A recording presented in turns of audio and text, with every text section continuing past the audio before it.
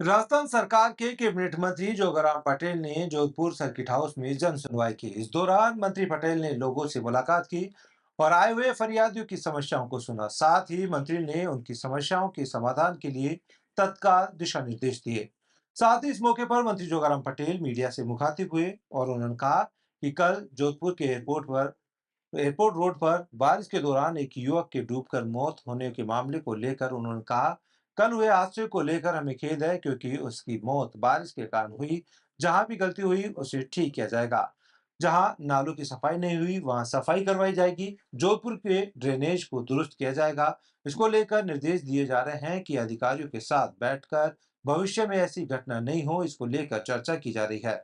वहीं औचक निरीक्षण पर उन्होंने कहा कि कुड़ी हाउसिंग बोर्ड कार्यालय को और पीएससी का निरीक्षण किया। कर्मचारी समय पर नहीं पहुंचे। वहां खड़े लोगों का कहना था कि उन्हें रोज चक्कर काटने पड़ते हैं और लोग कह रहे थे कि उनका काम समय पर नहीं होता। इसको लेकर अधिकारियों को अवगत करवाया गया और सीएमएचओ को भी इससे अवगत करवाया गया है। आगे क्या कुछ कहा, सुनिए उनकी जुबानी। सर कल पहली बारिश में जो है काफी बड़ा एक हादसा हुआ, उसको लेकर अधिकारियों से आपकी क्या बात हुई, क्या कुछ निर्देश दिए गए? देखिए, इसके लिए हमें खेद है कि हमारे एक नौजवान की कल बारिश के कारण डेथ हुई। जहां और जिस पार्ट पे भी गलती रही है उसको ठीक किया जाएंगे। और ये मेरा मानना है कि अभी तो बारिश की शुरुआत है और बारिश की शुरुआत में इस तरह से अगर हादसे होते हैं तो वो ठीक नहीं है। हम इनको ठीक कराएंगे। जितने नाले हैं उनकी सफाई जहाँ नहीं हुई वो सफाई कराएंगे। अधूरे नाले में कोई न कोई किसी न किसी वजह से गतिरोध आया है, वो नाले सब ठीक हो गए और जोधपुर का ड्रेनेज जैसे पुराना था वैसा वापस दुरुस्त हो गए। और ड्रेनेज का पानी है, बरसात का पानी है, वो सीधा जोजरी नदी में या जहाँ जाना है वहाँ जाए, ऐसी पूरी व्यवस्था करेंगे। अधिकारियों के साथ अभी 2 मीटिंगों के बाद बैठेंगे और पूरी व्यवस्था कर देंगे। भविष्य में कल, आज या जब भी बरसात हो तो हमारे जोधपुर वासियों को, सूर्यनगरी वाले वासियों को और आसपास के सभी क्षेत्रों को, चाहे ग्रामीण क्षेत्र हो, किसी भी जिले का कस्बे का मामला हो, ड्रेनेज की वजह से, बरसाती पानी की वजह से उनको नुकसान नहीं हो, जनहानि नहीं हो और साथ ही साथ कोई मकान यानी कोई क्षतिग्रस्त नहीं हो, ऐसी हम व्यवस्था करने का पूरा प्रयास करेंगे। जोधपुर में जो महत्वपूर्ण 2 नाले हैं वो दोनों पूरे कंप्लीट नहीं हुए हैं। अनेक कारण हैं पर पूरे नहीं हुए मुद्दे की बात यही है।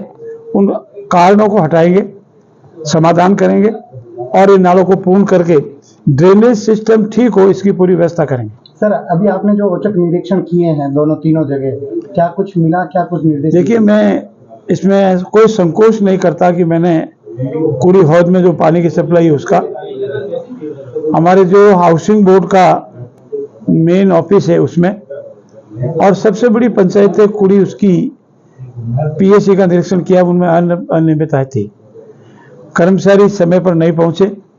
वहाँ जो आमजन खड़े थे उनका ये कहना था कि हमको रोज रोज घुमाते हैं पर हमारा काम समय पर नहीं होता है।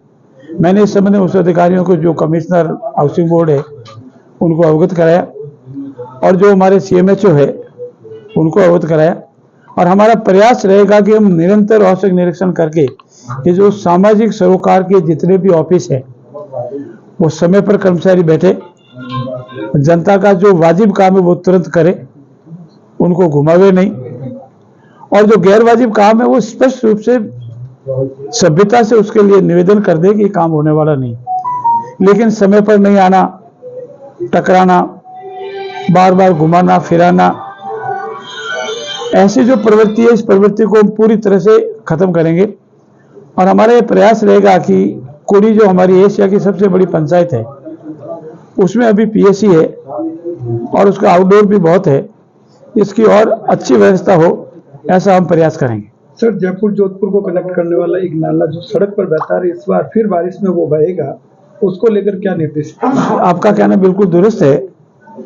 कोई भी नाला हो, ये नाला तो सबसे महत्वपूर्ण नाला जिसका आपने उल्लेख किया, कोई भी नाला सड़क पर बहता है तो 3 तरह के नुकसान करता है। सड़क को तोड़ता है, मानवहानि या जनहानि करता है और साथ ही साथ वो गंदगी या बीमारियां भी पैदा करता है। हम नहीं चाहेंगे कि कोई भी बरसाती पानी या अन्य कोई पानी नाले के अलावा आने किसी तरह से, या जो नेचुरल बहना का नाला है या नेचुरल स्थान है उसी पर बहे, ऐसा प्रयास करेंगे। इस सब आप जो बता रहे हैं हमारे संज्ञान में है और इस संबंध में पूर्ण तरह से कार्रवाई करके इसका समाधान करेंगे। हमारी भजनलाल सरकार पूर्ण रूप से प्रतिबद्ध है और पहली बार जोधपुर में, राजस्थान में डीबीटी के माध्यम से सामाजिक सरोकार का विषय हाथ में लिया और 73 लाख से भी अधिक लोगों को एक साथ पेंशन की बढ़ी हुई राशि दी है। और आने वाले 2-4 दिनों के अंदर आप सुनेंगे ऐसे और सामाजिक सरोकार के जो विषय है, चाहे किसान सम्मान निधि का विषय हो, अन्य कोई पेंशन बढ़ाने का विषय हो, एमएसपी बढ़ाने का विषय हो, हमने जितने संकल्प लिए हैं उन संकल्प को निर्धारित समय अवधि से पहले पूरा करने का पूरा प्रयास करेंगे। आप सभी 3 तारीख को विधानसभा में सहृदय आमंत्रित है। कई किसान ज्ञापन देने के लिए आ रहे हैं कि उन्हें अभी तक खरीफ फसल की मुआवजा राशि नहीं मिली, किसी धान के बाद। इसमें 2 विषय है, आपके ज्ञान के, आपकी मार्फत सबके ज्ञान के लिए बता दूं। ज्यादातर लोगों के जो बाजरे की फसल का बीमा था उसका सबको करीब 99%, जहां तक मेरी जानकारी है, सब्जेक्ट टू करेक्शन मिल चुका है।